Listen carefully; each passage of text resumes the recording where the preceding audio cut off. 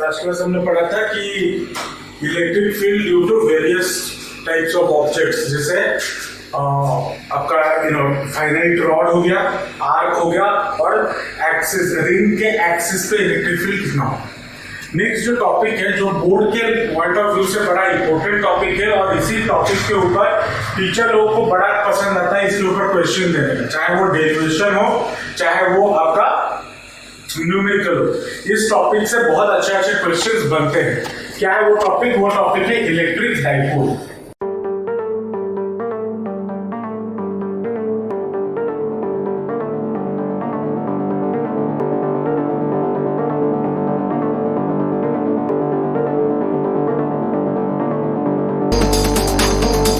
अब ये जो इलेक्ट्रिक डाइपोल है, इसका मतलब क्या है? पहले इसको समझते हैं, क्या इसका मतलब है, क्या हमें इसमें सीखना है, उसके बाद देखेंगे। अब इलेक्ट्रिक डाइपोल, डाइपोल का मतलब क्या है? डाई का मतलब दो, पोल का मतलब दो पोल्स हो गए, नॉर्थ पोल साउथ पोल जैसे होता है वैसे दो पोल। अब मतलब इलेक्ट्रिक डाइपोल का मतलब क्या होता है? अगर कोई दो equal and opposite charges, two equal and opposite charges are placed with a certain distance between them, with a small distance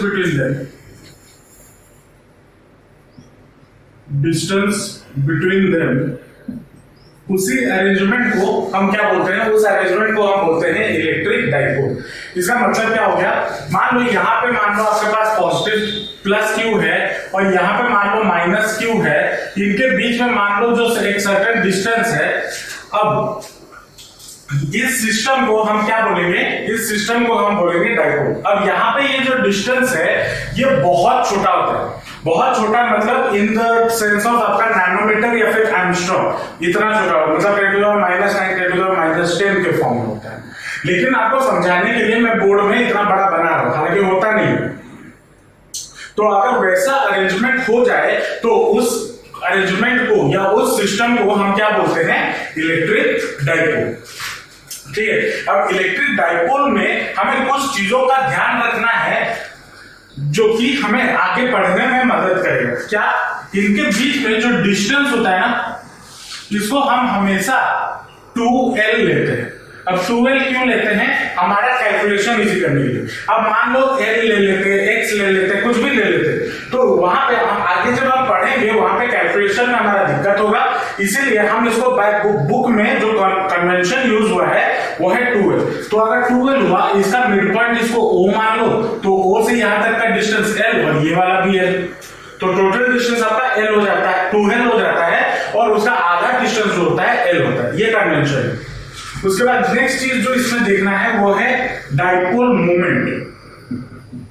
इसको समझते हैं क्या है डाइपोल मोमेंट? बेसिकली क्या होता है? डाइपोल मोमेंट को हम डिनोट करते हैं P से। किससे डिनोट करते हैं? P से। और P इज इक्वल टू क्या होता है? P इज इक्वल टू कोई भी इसमें से चार्ज उठा लो, चार्ज का मैग्नीट्यूड। अब इसका मैग्नीट्यूड और इसका मैग्नीट्यूड तो सेम ही हो, बस ऑपोजिट चार्ज में है, लेकिन जो वैल्यू होगा चार्ज का वो तो इक्वल होगा। तो Q इंटू 2L, ये आपका डाइपोल मोमेंट का फॉर्मूला है। ठीक है। अब डाइपोल मोमेंट को हम रिप्रेजेंट कैसे करते हैं? ये वेक्टर क्वांटिटी, डाइपोल मोमेंट जो है ये कौन सा क्वांटिटी है? ये एक वेक्टर क्वांटिटी। अब वेक्टर क्वांटिटी है तो इसका डायरेक्शन भी होगा। तो डायरेक्शन कहां से कहां होगा? डायरेक्शन हमेशा इसका नेगेटिव क्यू से पॉजिटिव क्यू के डायरेक्शन में होगा। ठीक है। ये बाय एक्सपेरिमेंट, बाय कन्वेंशन ये सब देखा गया है। मैं अपने मन से क्वेश्चन नहीं बोल रहा हूं, सब एक्सपेरिमेंट से हुआ है, देखा है, और इस पे डिटेल में हमें जाने की जरूरत नहीं है। जो हमें जरूरत है उसको हम पढ़ें। तो इसका डायरेक्शन क्या हो जाएगा? डायरेक्शन विल बी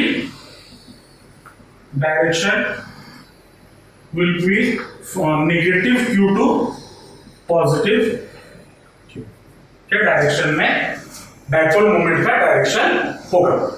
ठीक है। अब इसमें हमें तीन चीजें पढ़ने हैं। तीन चीजें मतलब electric field due to dipole in its axis. Axis मतलब ये हो गया, इससे इस लाइन को मैं इन दोनों चार्जेस को ज्वाइन कर रहा हूं, इसी लाइन को हम इसका एक्सिस बोलते हैं, ठीक है। इस लाइन से अगर मैं लाइन के ऊपर कोई एक पॉइंट ले लूं इधर, जो कि इसी लाइन पे लाई कर रहा, तो उस पॉइंट पे इलेक्ट्रिक फील्ड कितना होगा due to this dipole arrangement. या फिर इधर से अगर मैं उसके मिड पॉइंट से एक परपेंडिकुलर ले लूं और यहां पे पुट कर दूं, तो इस पॉइंट पे उसका डाइपोल मोमेंट कितना होगा। और मैं कहीं पे भी रखूं इलेक्ट्रिक फील्ड निकालना चाहूं तो क्या हो, तो मतलब तीन चीजें बन गए। क्या, electric field due to dipole in its axial position, ये वाला जो पॉइंट है जो उसके एक्सिस पे है, इसको हम एक्सियल पोजीशन बोलते हैं, ठीक है। और ये वाले पॉइंट को हम बोलते हैं इक्वेटोरियल पोजीशन या फिर ब्रोडॉन पोजीशन, ठीक है। Electric field due to dipole in its equatorial और ब्रोडॉन पोजीशन, ये करेंगे। और electric field due to dipole at any point, general point, ठीक है। तो इन तीनों का डेरिवेशन हम करेंगे। पहले ये चीजें समझना है, डाइपोल क्या होता है, डाइपोल मोमेंट क्या होता है, इसका डायरेक्शन क्या है, पक्का इसको बना लो फिर आगे चलो। इसका और चीज यहाँ पे छोड़ दिया, इसका एसआई यूनिट, डाइपोल मोमेंट का जो एसआई यूनिट होगा क्या होगा, चार्ज का क्या होता है कूलम, और 2L, इसका L मतलब लेंथ, तो इसका क्या हो जाएगा मीटर, तो कूलम इंटू मीटर या फिर सीएम, इसको सेंटीमीटर मत सोचना, ठीक है, कूलम मीटर, ठीक है।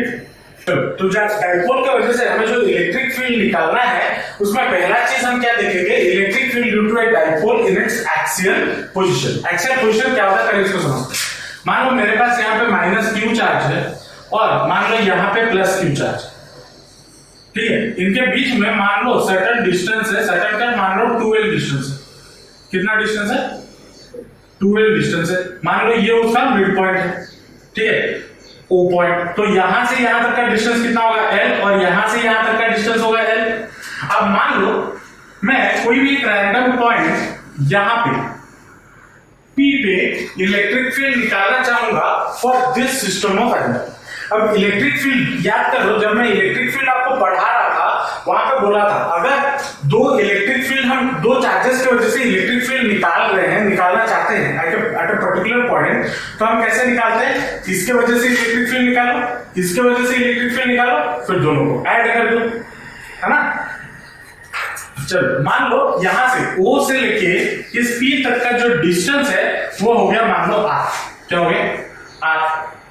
अब due two plus Q P point पे जो इलेक्ट्रिक फील्ड गिर रहा होगा वो किस डायरेक्शन में गिर रहा होगा, इस डायरेक्शन में गिर रहा होगा, क्योंकि प्लस से हमेशा बाहर की ओर जाता है। तो मान लो इस डायरेक्शन में गिरा जो कि है E due two plus Q, है ना। और इसके वजह से यहां पे इलेक्ट्रिक फील्ड कैसे गिर रहा होगा, इस डायरेक्शन में, क्योंकि नेगेटिव के और हमेशा इलेक्ट्रिक फील्ड आता है, ये हमने पढ़ा हुआ है। तो मान लो ये इस डायरेक्शन में इलेक्ट्रिक फील्ड आया और ये क्या हो गया E माइनस क्यू, ठीक है। अब अगर मैं इन दोनों को निकाल दूं और ऐड कर दूं, इन दोनों को निकाल दूं और ऐड कर दूं तो मुझे नेट इलेक्ट्रिक फील्ड मिल जाएगा। चलो पहले हम निकालते हैं E due two plus Q. Electric field का फॉर्मूला क्या होता था, KQ अपॉन R स्क्वायर होता था।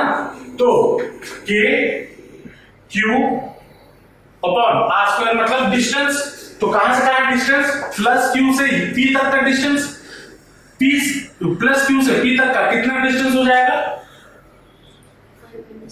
R माइनस L, तो R माइनस L का होल स्क्वायर ये हो गया। अब E माइनस Q कितना हो जाएगा, QQ upon R plus L, यहां से P तक का डिस्टेंस तो R और ये L, तो R प्लस L का होल स्क्वायर ये हो जाएगा। अब E नेट हमारा कितना हो जाएगा, E नेट कितना हो जाएगा, इन दोनों को ऐड करना है, लेकिन ऐड हम तभी करते जब ये दोनों का डायरेक्शन सेम होता। अब ये दोनों का डायरेक्शन क्या है, ऑपोजिट है एक दूसरे से, तो हम क्या करेंगे, सब्सट्रैक्ट करेंगे। जब भी देखो कोई भी चीज का डायरेक्शन अगर ऑपोजिट हो तो हमेशा हम उस चीजों को क्या करते हैं, सब्सट्रैक्ट करते हैं। अगर डायरेक्शन सेम हो तो हम उनको ऐड करते हैं, ठीक है। तो अगर सब्सट्रैक्ट करने पे आए तो क्या हो जाएगा, मान लो ई नेट मैंने निकाला E plus Q minus E minus Q, ठीक है, तो that will be equal to कितना हो जाएगा। अब तुम बोलोगे सर यहाँ पे E plus Q minus E minus q क्यों किए, ये minus Q minus E plus q क्यों नहीं किए। ये भी क्वेश्चन आ सकता है कि सर ये माइनस ये क्यों किए, ये माइनस ये क्यों नहीं किए, ये भी क्वेश्चन आ सकता है। अब देखो ये दोनों का जो क्वांटिटी है वो सेम है, मतलब जो वैल्यू है क्यू का, माना कि चार्ज अलग अलग है लेकिन जो मैग्नीट्यूड है वो सेम है। ये भी प्लस क्यू है, ये माइनस क्यू है ना, मैग्नीट्यूड का मतलब उसका वैल्यू। अगर मान लो 5 कूलम चार्ज यहाँ पे है तो जाहिर सी बात है यहाँ पे 5 कूलम चार्ज हो, क्योंकि मैंने क्या बोला डाइपोल क्या होता है, 2 इक्वल एंड ऑपोजिट चार्जेस, है ना। तो यहाँ पे भी प्लस 5 कूलम है, यहाँ पे भी प्लस 5, सॉरी यहाँ पे प्लस 5 कूलम अगर है तो यहाँ पे माइनस 5 कूलम है, वैल्यू तो सेम है, 5 तो सेम है। अब देखो ये वाला जो चार्ज है इस पॉइंट के पास है या ये वाला चार्ज इसके पास है, ये वाला चार्ज उसके पास है। तो अब देखो आज बिकॉज मैग्नीट्यूड इनका सेम है तो इलेक्ट्रिक फील्ड या इलेक्ट्रिक फील्ड इंटेंसिटी इसके वजह से ज्यादा होगा या इसके वजह से ज्यादा होगा, इलेक्ट्रिक फील्ड इंटेंसिटी दोनों की वजह से सेम होगा, क्योंकि इलेक्ट्रिक फील्ड इंटेंसिटी का फॉर्मूला क्या था, Q अपॉन R स्क्वायर था ना।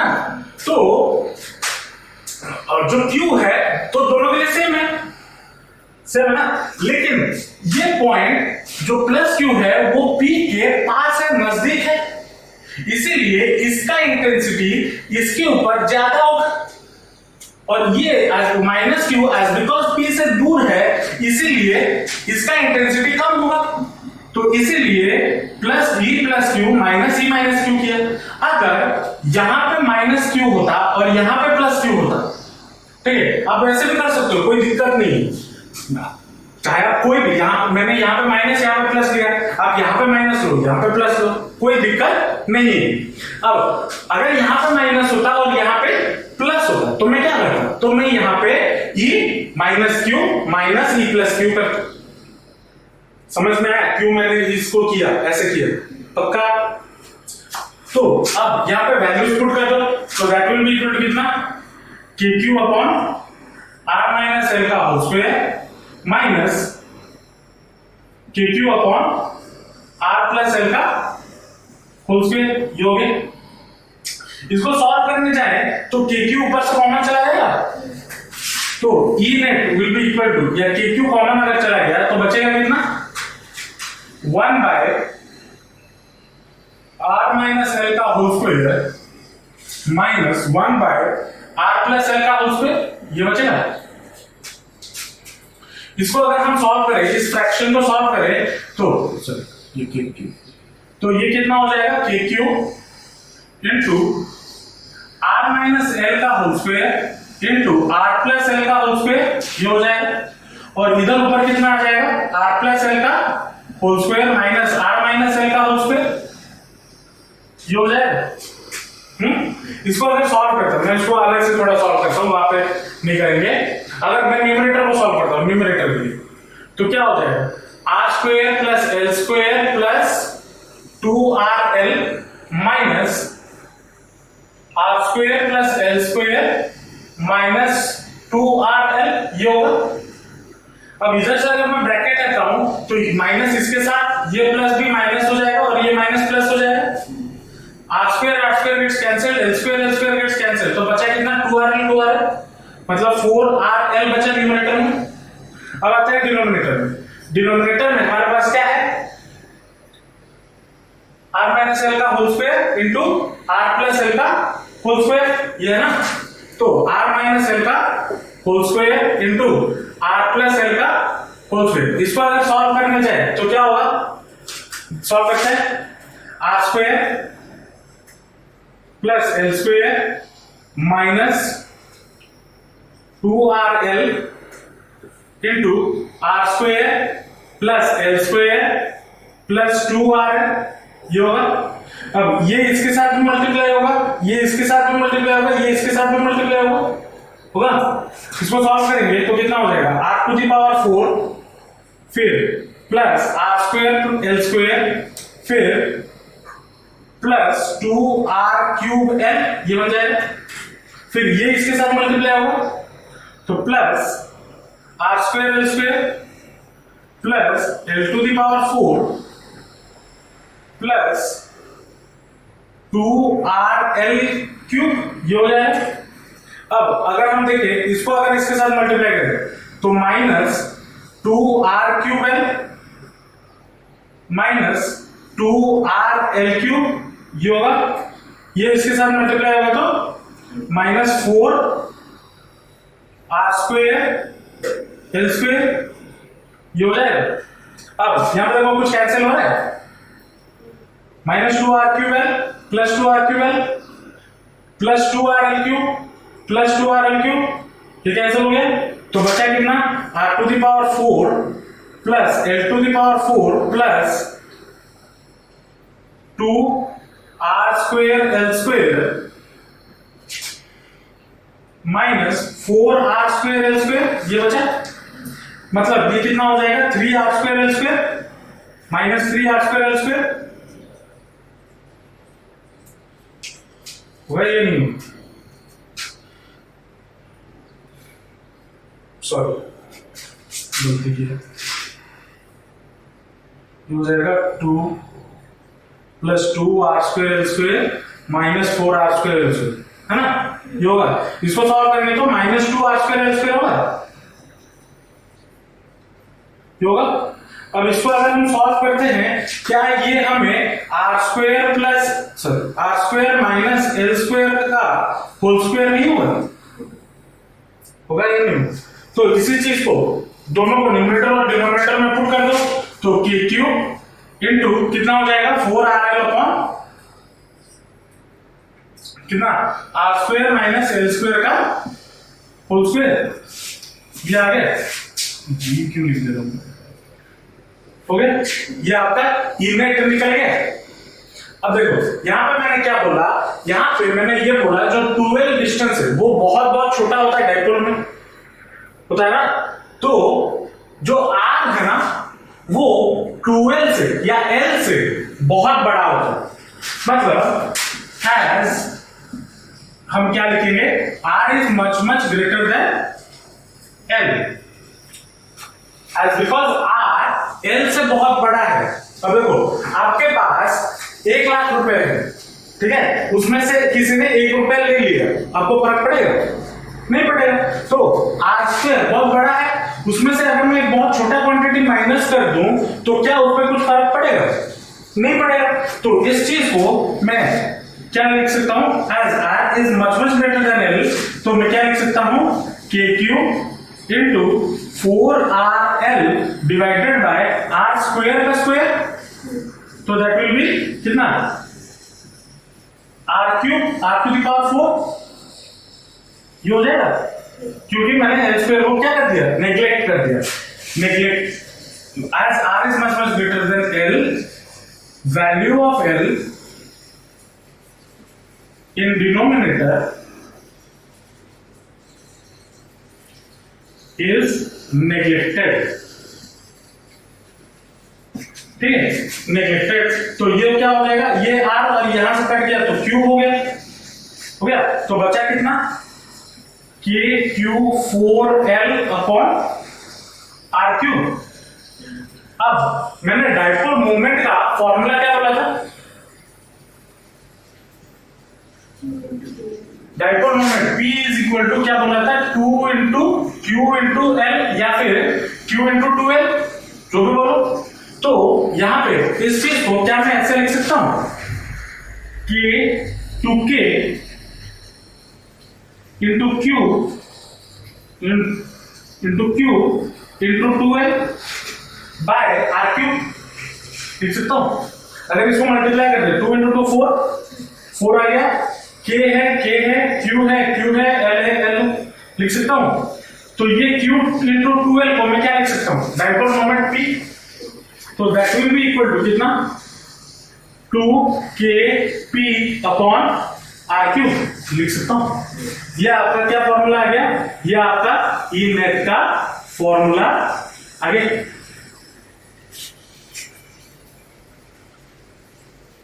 समझ में आया? चलो अब हमें पता है जो इलेक्ट्रिक फील्ड है, ये जो इनेट है, ये इलेक्ट्रिक फील्ड भी हमारा क्या होता है, एक वेक्टर क्वांटिटी होता है। अगर वेक्टर क्वांटिटी है तो इसका डायरेक्शन किधर होगा, याद रखो हमने किधर से किसमें से किसको माइनस किया, E प्लस क्यू से E माइनस क्यू, और E प्लस क्यू का डायरेक्शन किधर है, इस तरफ डायरेक्शन है। अब यहाँ पे डायपोल मोमेंट का डायरेक्शन किधर होगा, माइनस पी से प्लस पी, ये मैंने बोला था डायपोल मोमेंट का डायरेक्शन। तो इलेक्ट्रिक फील्ड का डायरेक्शन किधर होगा, जो बड़ा वाला है। अब देखो अगर यहाँ पे E प्लस क्यू का क्वांटिटी छोटा होता और E माइनस क्यू का क्वांटिटी बड़ा होता तो मुझे आंसर नेगेटिव में मिलता, लेकिन as because E plus Q का वैल्यू बड़ा है as compare to E minus Q, तो मुझे नेट का वैल्यू पॉजिटिव में मिल रहा है। तो अगर पॉजिटिव में मिल रहा है तो इलेक्ट्रिक फील्ड का डायरेक्शन किधर होगा, E प्लस क्यू के डायरेक्शन में। मतलब मैं बोल सकता हूं in the direction of dipole moment, dipole moment का जिस डायरेक्शन में इलेक्ट्रिक फील्ड है, डायपोल मोमेंट का जिस डायरेक्शन में इलेक्ट्रिक फील्ड है उसी डायरेक्शन में E प्लस क्यू का भी इलेक्ट्रिक फील्ड है। तो इसका मतलब E नेट का भी डायरेक्शन डायपोल मोमेंट के साथ ही होगा। तो यहां पे डायरेक्शन के लिए कहां पे लिखो, यहां पे लिख देता हूं। ये लिखने के बाद इसके नीचे लिखा, मेरा जगह नहीं है इसलिए मैं लिख रहा हूं, ठीक है। Direction of E net is in the direction of dipole moment P। जिस डायरेक्शन में डायपोल मोमेंट है उसी डायरेक्शन में E नेट होगा, E नेट का डायरेक्शन होगा। समझ में आया डेरिवेशन? डायरेक्शन ऑफ डायपोल से माइनस क्यू से, हाँ माइनस क्यू से प्लस क्यू हमेशा, ठीक है। समझ में आया पक्का? हाँ। लिख लो।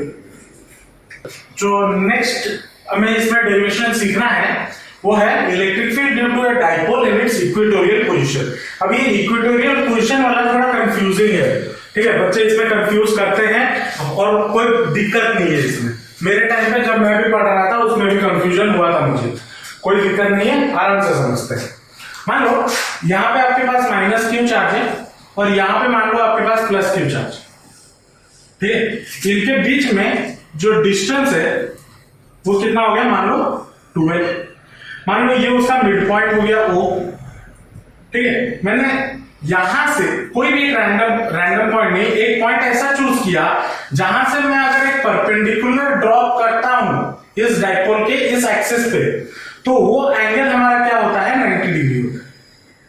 एक ही पॉइंट होगा ना, यहां से मैं अगर एक परपेंडिकुलर ड्रॉप करूं या बनाने की कोशिश करूं तो मुझे एक ही पॉइंट मिलेगा जहां पे ये पॉइंट इसके मिड पॉइंट पे भी लाई कर रहा हो और परपेंडिकुलर टू द एक्सिस भी होगा। चलो अब मुझे इस पॉइंट को मान लो नाम दे देते हैं A, ठीक है। मुझे क्या करना है, इन दोनों चार्जेस की वजह से इस पॉइंट पे, ये जो A पॉइंट है, A पॉइंट पे इलेक्ट्रिक फील्ड निकालना है। इसका डायपोल मोमेंट का डायरेक्शन किधर होगा, इस डायरेक्शन में, माइनस क्यू से प्लस क्यू, ठीक है। अब इसके वजह से इलेक्ट्रिक फील्ड इस पे गिरेगा, तो किस डायरेक्शन में गिरेगा, ऐसे गिरेगा कुछ, है ना। और इधर इस डायरेक्शन में गिरेगा, चलो उल्टा हो गया, इस डायरेक्शन में गिरेगा इलेक्ट्रिक फील्ड। क्यों?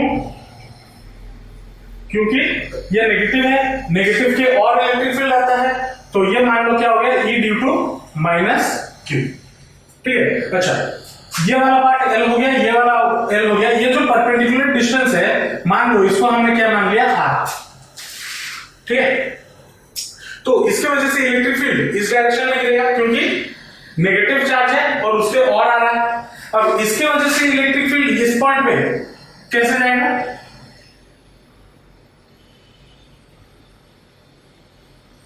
इस डायरेक्शन में जाएगा क्योंकि प्लस चार्ज है और प्लस चार्ज से हमेशा दूर जाता है।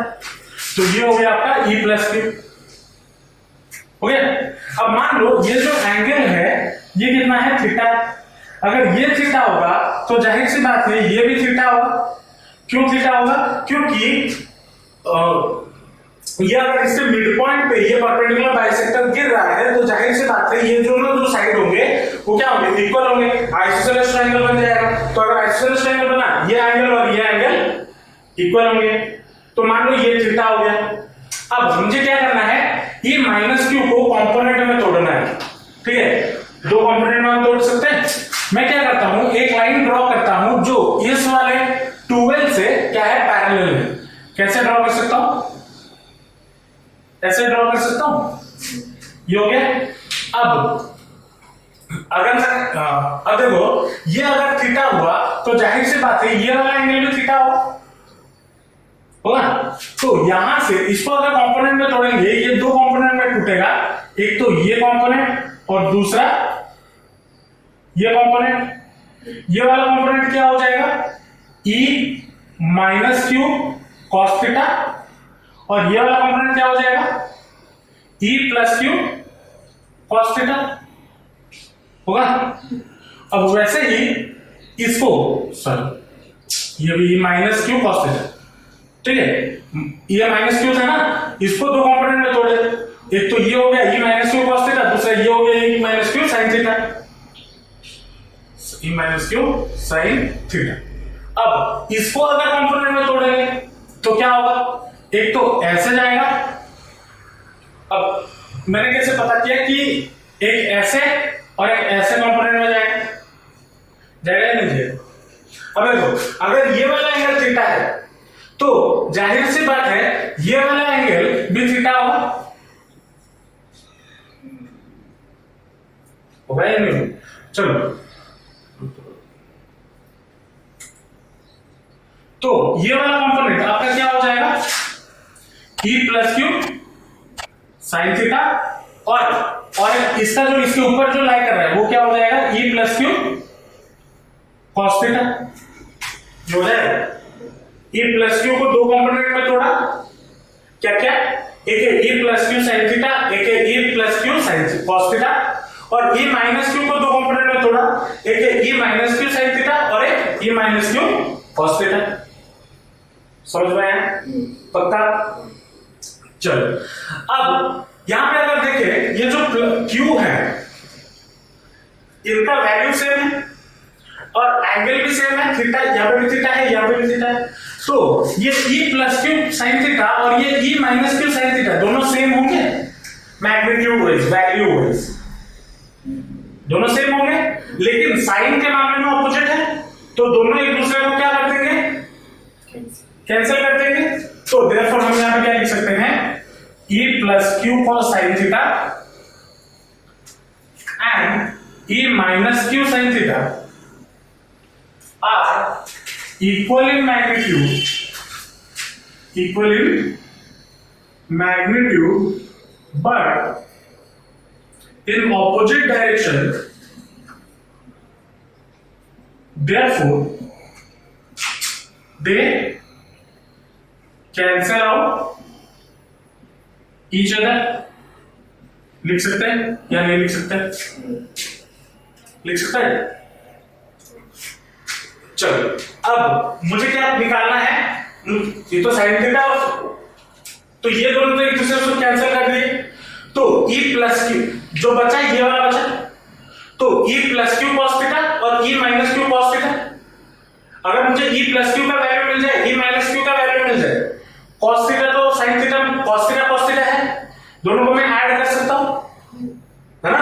तो E प्लस क्यू मेरा कितना हो जाएगा, क्या होता है, के क्यू अपॉन आर स्क्वायर। तो के क्यू अपॉन डिस्टेंस कितना है, आर स्क्वायर, या आर कौन सा क्या होता है, डिस्टेंस होता है, इस पॉइंट से इस पॉइंट तक का डिस्टेंस कितना हो जाएगा, ये अगर एल है, ये अगर आर है, तो ये टोटल डिस्टेंस कितना हो जाएगा, पाइथागोरस थ्योरम, अरे R square plus L square का रूट ओवर होगा। तो इधर क्या हो जाएगा, R square plus L square का रूट ओवर, और स्क्वायर भी है, रूट ओवर है, तो दोनों कैंसिल हो जाएंगे, तो क्या बन जाएगा, R square plus L square. समझ में आया। अब E माइनस क्यू कितना हो जाएगा,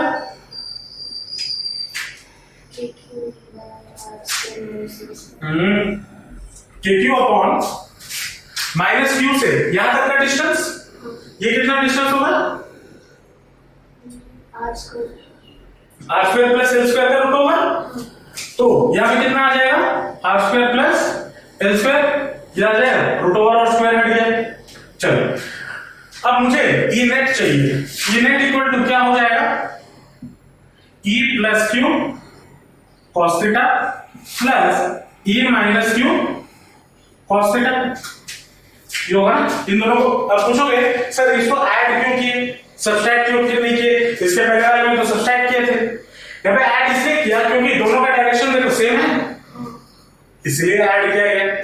ठीक है, तो ऐड करेंगे तो अब देखो इसका जो मैग्नीट्यूड होगा और इसका जो ई प्लस क्यू का वैल्यू और ई माइनस क्यू का वैल्यू सेम है, सेम है। तो क्या मैं ई माइनस क्यू के बदले ई प्लस क्यू लिख लूं तो कुछ फर्क पड़ता है? नहीं फर्क पड़ता। अब अगर इन दोनों को ऐड कर दूं तो that will be 2e plus Q cos theta, ये होगा। That will be equal to 2 into e plus Q कितना है? kq upon r square plus l square into cos theta. अच्छा, इस ट्रायंगल में अगर मैं cos थीटा पुट करता हूं इस ट्रायंगल में, ये वाला राइट एंगल ट्रायंगल है, तो cos थीटा मेरा कितना हो जाएगा? क्या होता है? cos theta base upon hypotenuse. Base कितना है? l और हाइपोटेनस कितना है? l square sir r square plus l square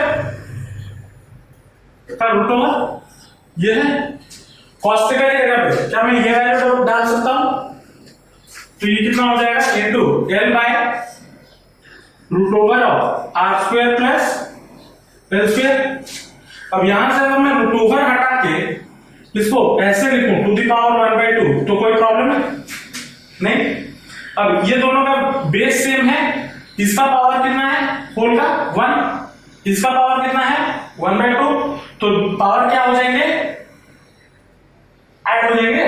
अरे मतलब अगर a का स्क्वायर प्लस b का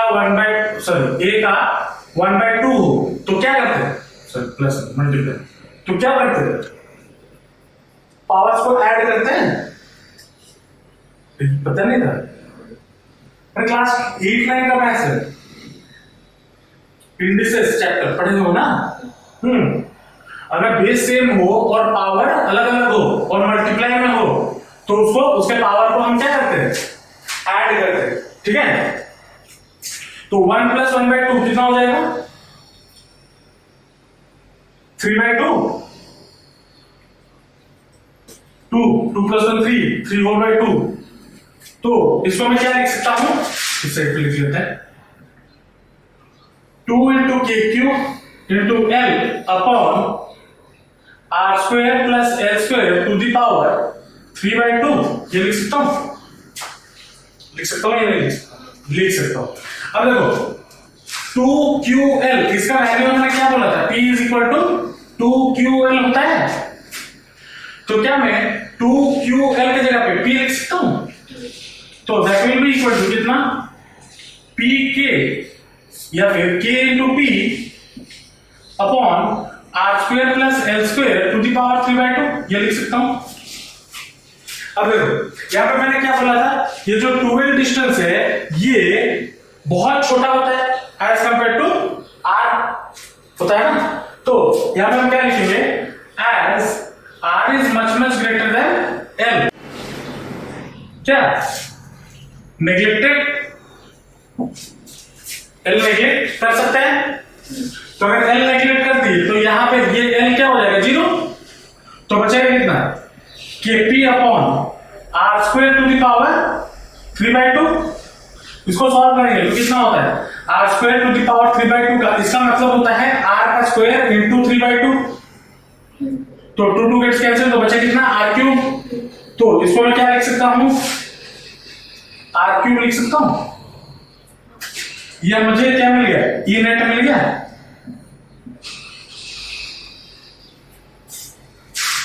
मिला या नहीं मिला? तो E net for equatorial position मुझे क्या मिल गया? kp upon r cube. अब इसका डायरेक्शन के बारे में बात कर लेते हैं। अब देखो P का डायरेक्शन किधर है, इस तरफ, E plus Q cos theta. अब डायरेक्शन क्या होगा, जिस डायरेक्शन में सारे इलेक्ट्रिक फील्ड होंगे, सारे इलेक्ट्रिक फील्ड मतलब दो इलेक्ट्रिक फील्ड, ये दोनों, ये इसी डायरेक्शन में है। क्या E नेट जो है, नेट P के ऑपोजिट डायरेक्शन में, P ऐसे जा रहा है और ये जो E नेट है वो ऐसे जा रहा है, तो दोनों ऑपोजिट डायरेक्शन में है। तो डायरेक्शन ऑफ E नेट क्या हो जाएगा, direction of E net is opposite to the direction of dipole moment P। होगा, समझ में आया या नहीं है? पक्का? तो समझ नहीं आया है कोई भी जगह पे पूछ लो, क्योंकि इसको मैं अभी आपको अच्छे से पढ़ा रहा हूं। इसमें इतना सिलेबस है क्लास 12 फिजिक्स में, इसको फिर से रिपीट करना नामुमकिन है। फिर भी हम ट्राई करेंगे रिवाइज करने के लिए, लेकिन अगर अभी समझ नहीं आ रहा है, एक पॉइंट पे कहीं पे भी डाउट हो रहा है, कहीं पे भी समझ नहीं आ रहा है, तो पूछ लो, तो तुरंत के तुरंत डाउट क्लियर कर लेंगे। ठीक है, समझ में आया? पक्का? लिख लो। डायपोल में जो हमें नेक्स्ट चीज पढ़ना है वो है electric field due to dipole in its general position. General position मतलब कोई भी पॉइंट पे आप ले लो, जैसे यहाँ पे हमने दो फिक्स पॉइंट लिए, एक तो उसके एक्सिस पे, दूसरा उसके इक्वेटोरियल पोजीशन पे, मतलब मिड पॉइंट से परपेंडिकुलर ड्रॉप करके।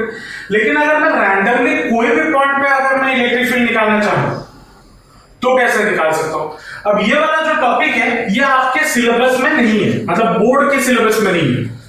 ठीक है, बोर्ड के सिलेबस में नहीं है, लेकिन एंट्रेंस के पॉइंट ऑफ व्यू से इंपॉर्टेंट है और पूछा जाता है इस पे क्वेश्चंस।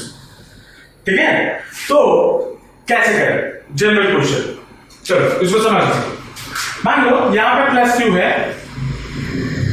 चलो यहां पे माइनस क्यू ले लो, और यहां पे प्लस क्यू है। ठीक है, इनके बीच में कितना डिस्टेंस है, मान लो वही 2l डिस्टेंस। ठीक है, अब अगर मैं डायपोल मोमेंट की बात करूं तो डायपोल मोमेंट का डायरेक्शन क्या होता है, माइनस क्यू से प्लस क्यू होता है ना। मान लो मुझे किसी एक पॉइंट यहां पे, इस पॉइंट को मान लो नाम दे देता हूं ए, ये मान लो हो गया उसका मिड पॉइंट, किसका, डायपोल का। यहां से यहां तक मैं ज्वाइन कर देता हूं।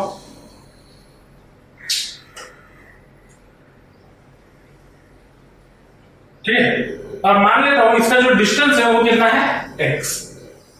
ठीक है, x डिस्टेंस है, ये मान लो l हो गया, ये l हो गया। अब डायपोल मोमेंट का डायरेक्शन किधर होगा, ये होगा p। ठीक है, ये वाला जो एंगल इसके साथ बना रहा है वो कितना एंगल बना रहा है, मान लो थीटा। अब यहां पे बच्चे हमेशा कंफ्यूज करते हैं, क्या कंफ्यूज होता है कि एंगल ले कहां से। ठीक है, अब अगर इसमें मान लो मैं आपको समझा रहा हूं इस फॉर्म में, मान लो यहां पे चेंज कर दे, यहां पे प्लस क्यू कर दे, यहां पे माइनस क्यू कर दे, तब आप कौन सा एंगल लोगे, तब आप इस तरफ वाला एंगल लोगे, क्योंकि जो एंगल हम मेजर कर रहे हैं वो कहां से मेजर कर रहे हैं, मोमेंट से मेजर कर रहे हैं। मोमेंट जिस डायरेक्शन में होगा उसी डायरेक्शन में हम एंगल मेजर करेंगे। अगर मान लो यहां पे प्लस क्यू हो जाता और यहां पे माइनस क्यू हो जाता तो डायपोल मोमेंट इस तरफ हो जाता। तो इस तरफ अगर जा रहा है तो हम किधर से मेजर करेंगे, इस तरफ से मेजर करेंगे, इस तरफ से मेजर किया जाता। तो इस पॉइंट को दिमाग में रखना, हो सके तो इसको मैं लिख देता हूं। एंगल याद रखना, एंगल विल बी मेजर्ड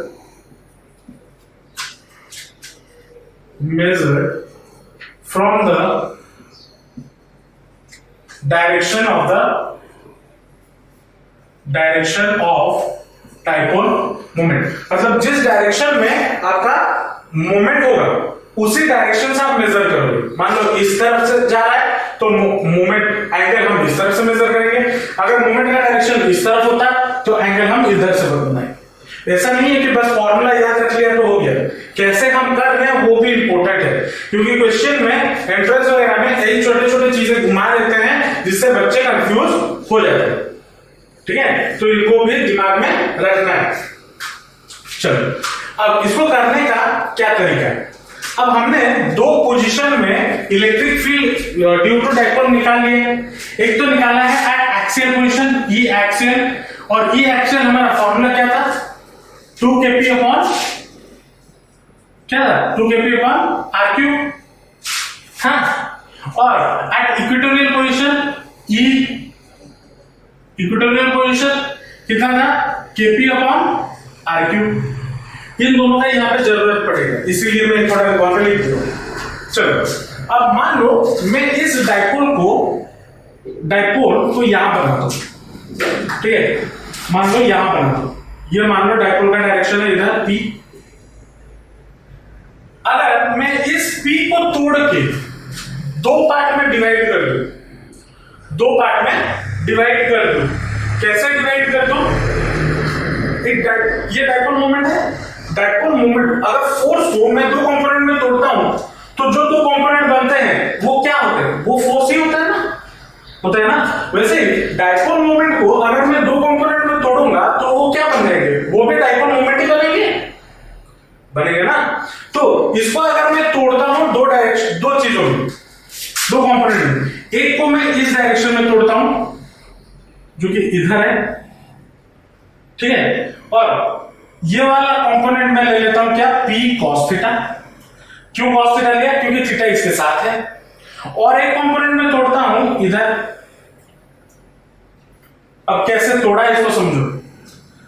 मान लो एक वेक्टर ऐसा है, इसको मैं 90 डिग्री में तोड़ता हूं ना, एक होता है ये वाला और एक होता है ये वाला। अब इसी को मैं थोड़ा घुमा देता हूं ऐसे। मान लो इसको मुझे तोड़ना है तो मैं क्या करूंगा, एक होगा ये वाला और इधर से इसमें से और एक 90 निकल जाएगा, ये वाला होगा। वही चीज मैंने यहां पे किया, इसको मैंने तोड़ा, एक तो ये वाला भी तोड़ा और ये वाला तोड़ा, इनके बीच में ये जो एंगल होगा ये 90 डिग्री होगा। हालांकि दिख नहीं रहा होगा 90 डिग्री, चलो दिखा देते। अब देखा 90 डिग्री जैसा।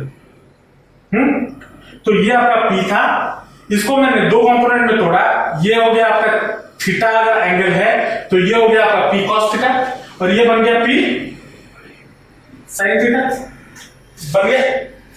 अब ये भी एक डाइपोल है, ये भी एक डाइपोल मोमेंट है, ये भी एक डाइपोल मोमेंट है ना, और ये भी एक डाइपोल मोमेंट है। अब इसके वजह से जो डाइपोल मोमेंट, ये अगर डाइपोल मोमेंट है, ये वाला जो पॉइंट है A, ये पॉइंट इस डाइपोल मोमेंट के एक्सिस पे लाई कर रहा है। ये वाला जो पॉइंट है क्या ये डाइपोल मोमेंट के P cos थीटा के एक्सियल पोजीशन पे है ना। तो इसको अगर हम लिखे for P cos theta, for P cos theta A point A is on the axial position। Axial position मतलब इसके एक्सिस पे। और अगर हम देखें P sin थीटा के लिए, P sin थीटा से ये चीज परपेंडिकुलर है, तो P sin थीटा के लिए ये जो पॉइंट A है ये कौन से पॉइंट पे है? इक्वेटोरियल पोजीशन पे है या नहीं? तो for P sin theta A is on the equatorial position, equatorial position है ना। चलो अब एक्सियल पोजीशन पे जब हम निकालते थे तो इलेक्ट्रिक फील्ड का डायरेक्शन किस तरफ होता था? आगे जिस डायरेक्शन में मूवमेंट का डायरेक्शन है दिखाया हुआ हूं, देखो इलेक्ट्रिक फील्ड का डायरेक्शन कहां पे होता था? एक्सियल के केस में in the direction of dipole moment P। तो इलेक्ट्रिक फील्ड का डायरेक्शन इस पॉइंट के लिए किधर होगा? ऐसे सीधा, क्योंकि इसके अलोंग P cos थीटा के अलोंग होता है, तो ये क्या हो जाएगा? E P cos थीटा होगा या नहीं होगा? और इसके वजह से इलेक्ट्रिक फील्ड का डायरेक्शन क्या होता है? ये कौन सा है? इक्वेटोरियल पोजीशन है। इक्वेटोरियल पोजीशन में क्या होता था? Opposite to the direction of P vector. तो P अगर इस तरफ है तो इलेक्ट्रिक फील्ड का डायरेक्शन किधर होगा? इस तरफ। होगा या नहीं होगा? ऑपोजिट टू इसके डायरेक्शन, तो ये हो गया आपका किसके लिए direction, E P sine theta के लिए होगा। अब इसका नेट कैसे निकालेंगे, इसको पैरेललोग्राम से वेक्टर लॉ से सॉल्व कर दो, या फिर हम उसको मैथमेटिकली भी करेंगे। अभी यहां तक समझ में आया? अब ई पी को electric field for P cos theta कितना हो जाएगा, पी cos थीटा के लिए कौन सा पोजीशन है, एक्सियल पोजीशन। एक्सियल पोजीशन के लिए फॉर्मूला क्या है, इधर देखो 2kp/r3, तो 2kp/r3, लेकिन यहां पे p अकेला तो नहीं, इसके साथ क्या है cos थीटा, तो p cos थीटा आ गया, 2kp cos थीटा/r3, और EP sin थीटा के लिए कितना हो जाएगा, kp sin थीटा/r3, ये हो जाएगा, ये दोनों ना। अब इनका नेट हम कैसे निकालेंगे, net will be equal to √of EP cos theta का square plus EP sin theta का स्क्वायर। वेक्टर को ऐसे ऐड करते थे ना, करते थे। अब इधर से वैल्यू पुट कर दो तो आपको आंसर मिल जाएगा। कर पाओगे या मैं कर दूं? कर दो, चलो ठीक, वैल्यू पुट कर देते हैं, तो ये क्या हो जाएगा, 2kp cos theta by r³ का whole square plus kp sin theta by r³ का होल स्क्वायर का √ओवर, है ना। इसमें से कॉमन क्या क्या है, kp/r³ कॉमन है और उसका स्क्वायर भी हो रहा है, तो इसको बाहर ले आ सकता हूं, मतलब इसको मैं क्या ऐसे लिख सकता हूं, √of kp/r³ का whole square into 2 cos theta plus 2 cos theta का स्क्वायर प्लस sin थीटा का स्क्वायर, ये लिख सकता हूं या नहीं लिख सकता हूं, जैसे कॉमन ले लिया ना, ठीक है। अब यहां से ये स्क्वायर और ये √ओवर हट जाएगा, तो बचेगा कितना, kp/r³ और √ओवर के अंदर क्या, 2 का square 4 cos square theta plus sin square theta, ये बन जाएगा। इसको अगर सॉल्व करें तो kp/r³ इनटू क्या, मैं 4 cos स्क्वायर थीटा को 3 cos square theta plus cos square theta plus sin square theta लिख सकता हूं। ये sin स्क्वायर थीटा का sin स्क्वायर थीटा है, बस 4 cos स्क्वायर थीटा को 3 cos स्क्वायर थीटा में तोड़ दिया, कर सकता हूं। अब cos square theta plus sin square theta क्या होता है, 1 होता है, तो इसको मैं क्या लिख सकता हूं, kp/r³ √1 plus 3 cos square theta लिख सकता हूं या नहीं लिख सकता हूं। ये आपका किसका फॉर्मूला है, ये नेट का फॉर्मूला है, कहां पे, जब जनरल क्वेश्चन पे। और यहां पे हमेशा याद रखना, ये जो थीटा है ये एंगल हम किधर से मेजर करेंगे, जिस डायरेक्शन में P हो, जिस डायरेक्शन में P हो उसी डायरेक्शन में हम थीटा को मेजर करेंगे। इंपॉर्टेंट है, इसलिए बार बार बता रहा हूं ये चीज, यहां पे बच्चे गलतियां करते हैं, ठीक है। चलो अब इसका डायरेक्शन किधर होगा, इलेक्ट्रिक फील्ड है ना, इलेक्ट्रिक फील्ड है तो जाहिर सी बात है डायरेक्शन भी होना चाहिए, तो सर डायरेक्शन किधर होगा, देखो मान लो लेट ये इधर से मैंने एक पैरेलल ड्रॉ किया इसके साथ, मतलब किसके साथ, इसके साथ EP cos थीटा के साथ एक पैरेलल ड्रॉ किया, और EP sin थीटा के साथ मैंने एक पैरेलल ड्रॉ किया, तो ये आपका E नेट का वेक्टर होगा, ये आपका E नेट होगा। लेट ये वाला एंगल आपका कितना हो जाए, अल्फा, ठीक है। अल्फा अगर हो गया तो यहां पे अगर इस वाले ट्रायंगल में मैं tan पुट करता हूं, तो tan अल्फा मेरा कितना हो जाएगा, tan क्या होता है, परपेंडिकुलर अपॉन बेस, तो ये अगर अल्फा हो परपेंडिकुलर ये वाला परपेंडिकुलर। अब ये वाला और ये वाला पैरेलल है, तो ये वाला जो पार्ट है ये क्या हो जाएगा, ईपी साइन थीटा होगा ना, और ये वाला क्या है, ईपी कॉस थीटा। तो tan अल्फा कितना हो जाएगा, EP sine theta divided by EP sign theta bye EP cos theta, ये होगा। अब ईपी साइन थीटा और ईपी कॉस थीटा का वैल्यू मुझे यहां से पता है, इसको पुट कर दो। अगर पुट करेंगे तो कितना होगा, यहां पे नीचे कर देता हूं, ठीक है। ईपी साइन थीटा कितना है, KP sine theta by R cube into, मैं डायरेक्ट इनटू कर रहा हूं, इनटू कॉस थीटा है ना, तो आर क्यूब ऊपर divided by 2kp cos theta, ये होगा। R cube gets cancel, KP gets cancel, sine theta by cos theta क्या होता है,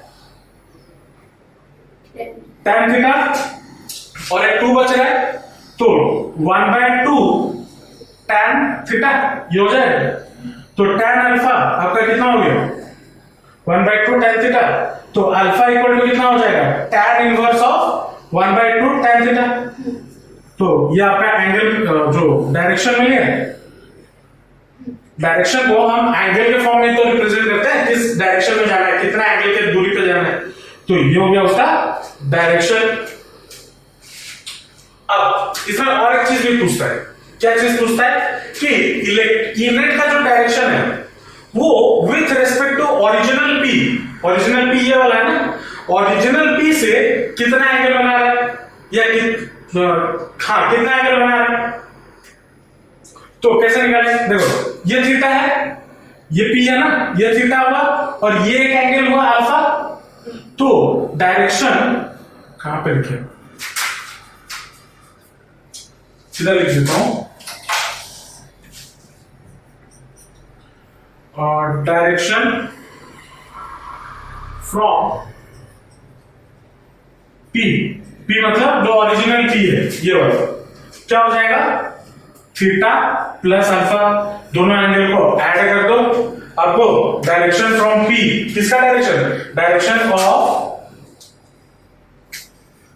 इनलेट फ्रॉम पी का वैल्यू मिल जाएगा, थीटा प्लस अल्फा कर दो, कितना एंगल दूरी पे है वो मिल जाएगा।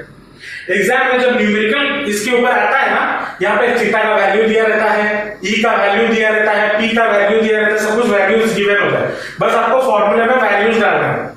मैं आपको ये बताया कि फॉर्मूला आया कैसे, ये डेरिवेशन इंपॉर्टेंट है, न्यूमेरिकल इसके ऊपर बहुत अच्छे अच्छे बनते हैं, हम नेक्स्ट क्लास इसके ऊपर न्यूमेरिकल्स करेंगे, ठीक है, इसके ऊपर न्यूमेरिकल्स किया जाएगा, 4-5 न्यूमेरिकल्स करेंगे, ताकि आपको अच्छे से समझ में आ जाए कि एग्जाम में हमें क्वेश्चन कैसे मिलेगी, ठीक है।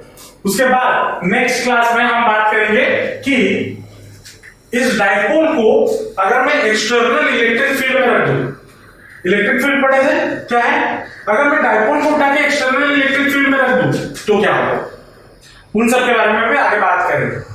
समझ में आया डाइपोल का कहानी तीनों पोजीशन में, पक्का घर में जाना और कॉपी को एक बार अच्छे से पढ़ लेना और बुक भी पढ़ लेना, तो समझ में आ जाएगा चीजें क्या है, ठीक है, पक्का। चलो आज के लिए इतना रखते हैं, मिलते हैं नेक्स्ट क्लास।